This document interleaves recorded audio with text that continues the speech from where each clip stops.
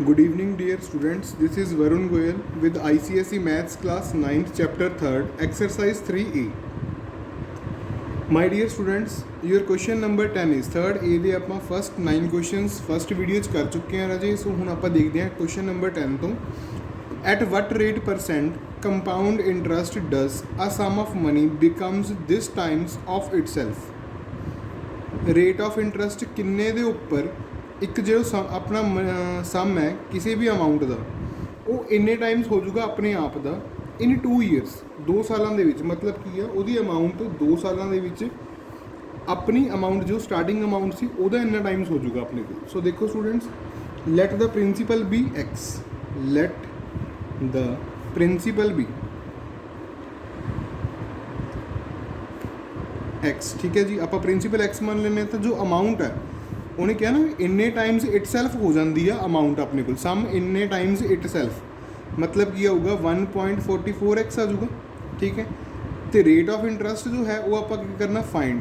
Time ਜੋ ਦਿੱਤਾ ਹੋਇਆ ਆਪਾਂ ਨੂੰ, ਟਾਈਮ ਆਪਾਂ ਨੂੰ ਦਿੱਤਾ ਹੋਇਆ ਵਾ ਰਾਜੇ 2 years।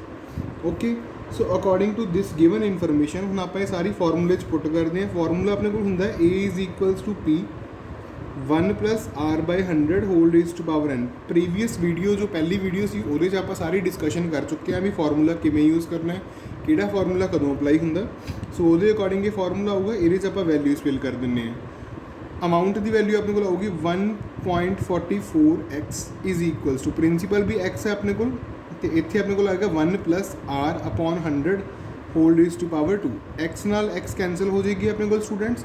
अपने को रहेगा 144/100, पॉइंट हटा के मैं 2 zeros नीचे लगाती हैं, is equals to 1 + R/100 its square.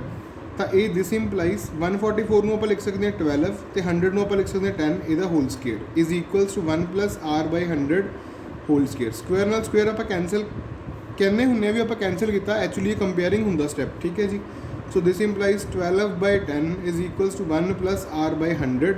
ਆ 1 ਉਧਰ ਜਾ ਕੇ ਮਾਈਨਸ ਹੋ ਜਾਏਗਾ ਆਪਣੇ ਕੋਲ। ਠੀਕ ਹੈ ਰਾਜੇ, ਤਾਂ ਇਹਦਾ ਮਤਲਬ on solving this implies R ਦੀ ਜੋ ਵੈਲਿਊ ਹੈ ਉਹ ਆਪਣੇ ਕੋਲ ਆਏਗੀ 20%। So this will be the answer of your question number 10। Now let us continue with question number next. ਹਾਂਜੀ students, so see I hope so it is clear to all of you.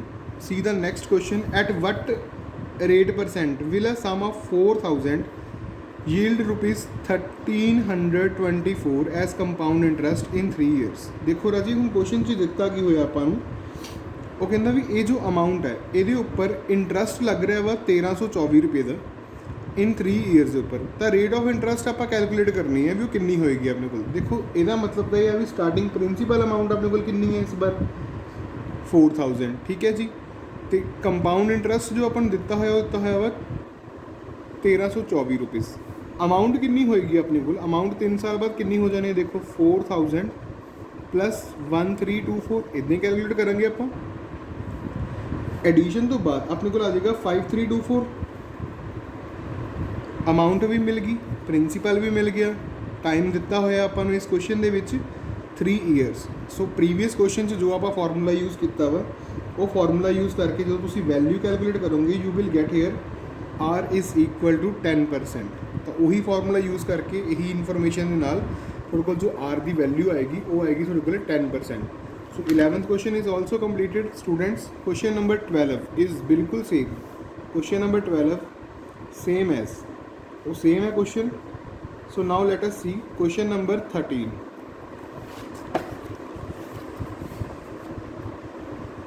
13th question ਦੇ ਵਿੱਚ ਕੀ ਹੈ ਰਾਜੇ? ਹਾਂਜੀ ਦੇਖੋ, ਕਹਿੰਦਾ in how many years will 7000 amount be 9317। ਠੀਕ ਹੈ, ਐਟ 10% ਕੰਪਾਊਂਡ ਇੰਟਰਸਟ ਪਰ ਐਨੂਅਮ। ਕਿੰਨੇ ਈਅਰਸ ਦੇ ਵਿੱਚ ਜਿਹੜੀ ਇਹ ਅਮਾਊਂਟ ਹੈ ਇੰਨੀ ਹੋ ਜਾਏਗੀ ਆਪਣੇ ਕੋਲ 10% ਆਪਣੇ ਕੋਲ ਕੀ ਦਿੱਤਾ ਹੋਇਆ ਵਾ ਕੰਪਾਊਂਡ ਇੰਟਰਸਟ। ਠੀਕ ਹੈ ਰਾਜੀ, ਆਪਣੇ ਕੋਲ ਪ੍ਰਿੰਸੀਪਲ ਹੈ, ਪ੍ਰਿੰਸੀਪਲ ਦਿੱਤਾ ਹੋਇਆ 7000। ਓਕੇ, ਅਮਾਊਂਟ ਦਿੱਤੀ ਹੋਈ ਹੈ ਆਪਾਂ ਨੂੰ 9317, ਦੈਟ ਇਜ਼ ਅਗੇਨ ਓਕੇ। ਅਤੇ ਰੇਟ ਆਫ ਇੰਟਰਸਟ ਆਪਣੇ ਕੋਲ ਦਿੱਤਾ ਹੋਇਆ ਵਾ 10%। ਉਸ ਤੋਂ ਬਾਅਦ ਆਪਾਂ ਅਪਲਾਈ ਕਰਾਂਗੇ ਇਹਦੇ ਉੱਪਰ ਫਾਰਮੂਲਾ। ਫਾਰਮੂਲਾ ਉਹੀ ਹੈ ਪੁਰਾਣਾ ਜੋ ਆਪਾਂ ਪ੍ਰੀਵੀਅਸ ਕੁਐਸਚਨ ਦੇ ਵਿੱਚ ਯੂਜ਼ ਕਰਦੇ ਹਾਂ, ਉਹ ਯੂਜ਼ ਕਰਕੇ ਆਪਾਂ ਈਅਰਸ ਕੈਲਕੂਲੇਟ ਕਰਨੇ ਹੈ। So you will get years after the calculation, that is 3। Similarly राजे 14th क्वेश्चन देखो, 14th क्वेश्चन की statement find the time in years. Time find करना आप years in which 4000 will be produces as ₹630.50 as compound interest at 5% per एनुअम। थोड़ा सा difference है दोनों question के विच। प्रिंसीपल अमाउंट ये कितनी है अपने को 4000, ओके। कंपाउंड इंटरस्ट अपन दिता होया वा 630.50, रेट ऑफ इंटरस्ट अपन दिता होया वा 5%, और टाइम आप की करना है, फाइंड करना है। देखो राजी ये क्वेश्चन जो सी अपना प्रीवियस क्वेश्चन 13th ये अपन जो अमाउंट सी ना वो डायरैक्ट दी हुई सी। इस बार अमाउंट डायरैक्ट नहीं दी हुई तो आप अमाउंट को कैलकुलेट करांगे। अमाउंट कितनी आएगी अपने को प्रिंसीपल प्लस कंपाउंड इंटरस्ट, ठीक है जी। तो प्रिंसीपल अमाउंट कितनी सी 4000 प्लस कंपाउंड इंटरस्ट कितना हुआ 630.50, ठीक है जी। I hope so this is clear to you all. So ये फार्मूला यूज़ करांगे अपना कंपाउंड इंटरस्ट अपन जो दिता हुआ वो अकॉर्डिंग अपने को फार्मूला जो अमाउंट निकले आएगी इतों अपने को अमाउंट कढ़ के आप टाइम की वैल्यू कढ़ सकते हैं जिवें आप प्रीवियस क्वेश्चन सॉल्व किया। सो इत्थे ये क्वेश्चन थोड़ा कंप्लीट होंगे। Now let us see the 15th question.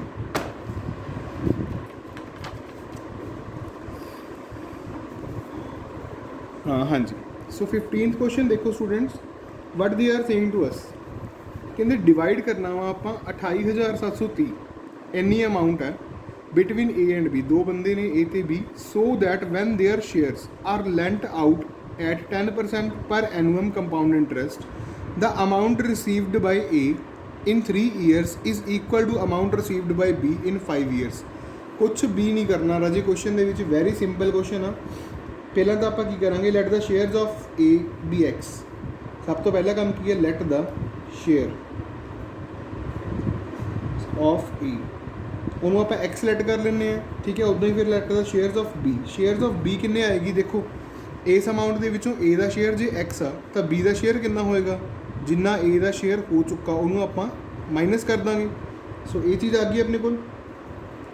हुण देखो रेट ऑफ इंटरस्ट भी अपन गिवन है, रेट ऑफ इंटरस्ट जो गिवन अपन दैट इज़ 10%। उस तो बाद अपन अकॉर्डिंग टू क्वेश्चन अपन ने की किया सी ना amount received by A in 3 years equal to amount received by B in 5 year. ये इक्वल है। अमाउंट का फॉर्मूला अपन पता है तो फिर आप की करांगे P into 1 plus R by 100। Amount received by A in 3 years है वो कि इक्वल आनी चाहिए है P into 1 plus R by 100 whole raise to power 5, ठीक है स्टूडेंट्स। सो ये चीज़ आ गई। आर की वैल्यू दोनों जगह पर सेम है, पी की वैल्यू डिफरेंट है। सो मैं इतने P1 तो P2 यूज़ कर लेना ताकि थोड़ा क्लीयर हो जाए। तो P की वैल्यू फर्स्ट क्वेश्चन लिए कितनी सी आप लेट की सी एक्स, तो इतने आएगा 1 plus R by 100 3 is equals to P2 की वैल्यू कितनी है 28730 माइनस एक्स, उस तो बाद 1 plus 10 by 100 whole raise to power 5। I hope so it is clear to all you. हाँ जी डियर स्टूडेंट्स, हूँ देखो आ दो ब्रैकेट्स सेम ने, इतने आर की जगह पर आप 10 ही रिप्लेस कर लें, ठीक है। इतने पावर 3 है, इतने पावर 5 है, ये कैंसल आउट हो जाएंगे, इतने पावर 2 रह जाएगी अपने को, ठीक है। तो मतलब की है अपने को x is equal to 28730 minus x into अपने को की आएगा इतने 1 plus 1 by 10 raise to power 2, ठीक है जी। इन्नी अपने को वैल्यू आ जाएगी। हूँ आप करना की है, हूँ आप टर्म्स में सॉल्व करना स्टार्ट करते हैं। देखो ये एल्सियम कितना आ जाएगा 11 बाय 10 आ जाएगा, मतलब ये आ जाएगा 121 बाय 100 तो नाल अपने को इतने अपने को की पिया वा 28730 माइनस एक्स उमें लिख लाँगे इक्वल टू एक्स भी उमें आ जो 100 है इधर मल्टीप्लाई हो जाएगा अपने को, ये आएगा अपने को 100x इज इक्वल जो आप 121 इन्होंने मल्टीप्लाई करांगे राजी अपने को की आएगा। देखो इतने मल्टीप्लाई करो it will be 121 multiplied by 28730 फिर 128 जो है 121 है वो एक्स नाल भी मल्टीप्लाई होएगा अपने को।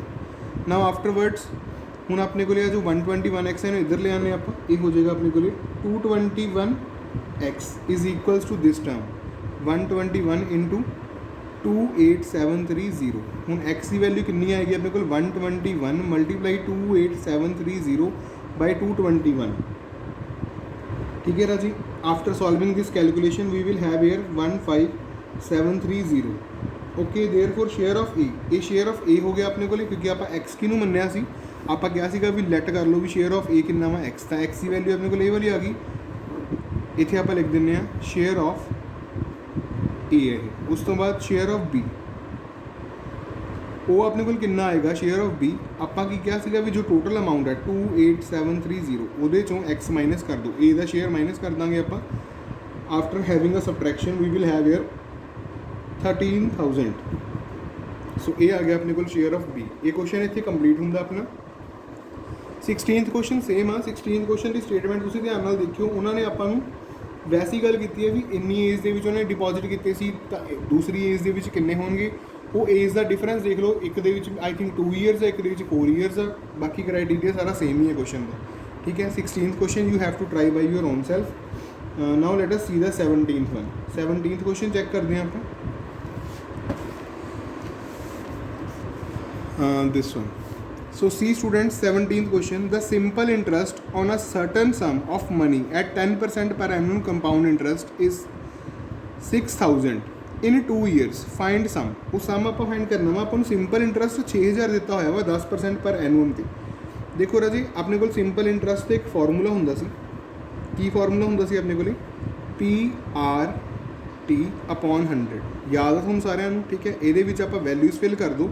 सिंपल इंटरस्ट अपन तो है 6,000, प्रिंसीपल अपन सम, जो सम मतलब प्रिंसीपल अपन फाइंड करने लिए कह रहे हैं, रेट ऑफ इंटरस्ट उन्हें 10 दिता होया अपन, टाइम अपन दिता होया 2 ईयर्स, अपॉन आएगा अपने को 100 इतने, ठीक है राजी। सो ये कैलकुलेशन के अकॉर्डिंग अपने को जो आंसर है दिस इंप्लाइज प्रिंसीपल जो आएगा वो आएगा अपने को 30,000, this is our principal amount. Okay second part के उन्हें की क्या अपन अमाउंट कैलकुलेट करने लिए क्या वा, the amount due at the end of 3 years at same rate of interest. Rate of interest same आ, 3 साल बाद वो कितनी अमाउंट होगी वो आप कैलकुलेट करनी है, सिंपल है बारा जी। सैकेंड पार्ट देखो ये फर्स्ट ही अपना, सैकेंड पार्ट है अपने को अमाउंट कैलकुलेट करने का formula P1 + R/100 whole raise to power n, values put कर देने। P की वैल्यू आप हुणे कैलकुलेट की है 30,000, 1 + 10/100 होल रेज़ टू पावर 3 आ जाएगा। कैलकुलेशन सॉल्व करने तो बाद अपने को जो आंसर आएगा वो आएगा 39,930। ओके स्टूडेंट्स, सो ये आ गया अपने को थर्ड पार्ट, सैकेंड पार्ट का आंसर। थर्ड पार्ट जो उन्हें पूछा वा कंपाउंड इंटरस्ट अर्नड इन 3 ईयर्स, 3 सालों के कंपाउंड इंटरस्ट कितना आएगा। कंपाउंड इंटरस्ट अपने को हुंदा की है amount minus principal amount, simple जी गल है 39,930 माइनस 30,000। सो इन्हों सबट्रैक्ट करने तो बाद जो अपने को आंसर आएगा दैट विल क्लीयर कट 930। यह मतलब 930 रुपीज़ उन्होंने की है कंपाउंड इंटरस्ट मिले हुआ in 3 years. So here your 17th question is also completed. Now let us see the next one.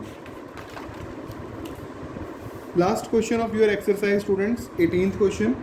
So what is the statement of that question.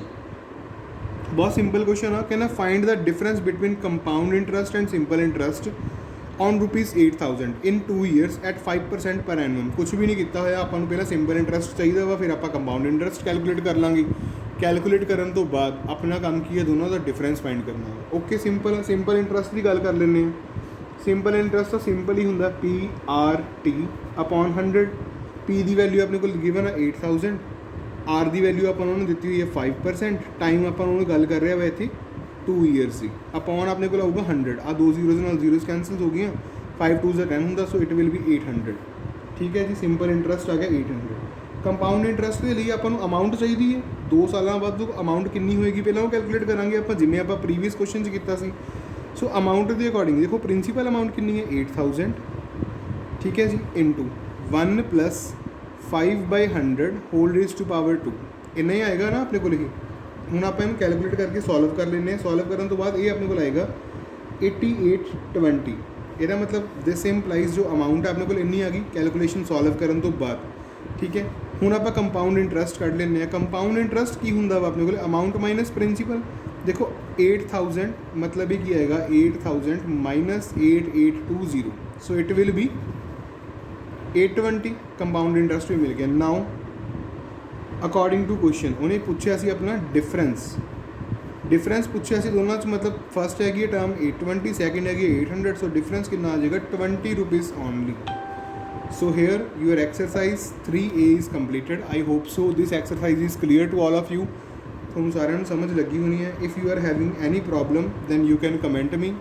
ਜੇ ਤੁਹਾਨੂੰ exercise okay ਲੱਗੀ, ਪਸੰਦ ਆਈ, then you can like my video also. Thank you and have a wonderful day.